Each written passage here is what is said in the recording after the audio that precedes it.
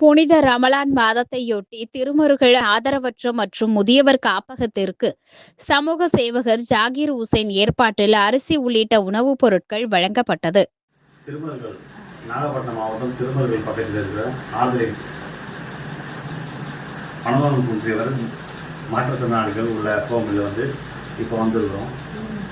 இவங்க என்கிட்ட கேட்டுக்கொண்ட அடிப்படையில் தற்போது உணவுக்காக ஒரு மூட்டை அரிசியும் மற்றும் இட்லி, அவங்களுக்கு இட்லி நைட்டு டிஃபனுக்காக ஒரு மூட்டை அரிசியும் மற்றும் காய்கறிகள் மற்றும் மல்லிகை பொருட்கள் கொண்டு வந்துட்டுருக்கிறேன். இந்த ஹோமை பொறுத்த வரைக்கும் கிட்டத்தட்ட ஒரு 10-15 அடி செஞ்சுருக்கோம். ஆனால் இந்த ஹோமம் கிராமப்புறத்தில் இருக்கிறதுனால நிறையா சகோதரர்களுக்கு நிறையா தெரிய வாய்ப்பு இல்லை, ரொம்ப கம்மியாக இருக்குது. இவங்க ரொம்ப கஷ்டப்படுறாங்க. இதை பார்க்கக்கூடிய சகோதரர்கள் உங்களால் முடிஞ்ச உதவிகளை இந்த ஹோமுக்கு நீங்கள் அவங்க செய்யணும்னு சொல்லிட்டு கேட்குறேன். நான் ஒரு சமூக சேவகர். கடவுள் நேராக செய்யலைனாலும் இவங்க மூலியமாக எங்களுக்கு அநேக உதவிகள் கிடைச்சிச்சு. அதனால இந்த ஆசிரமத்தை நான் ரன் பண்ணி போயிட்டு இருக்கிறேன்.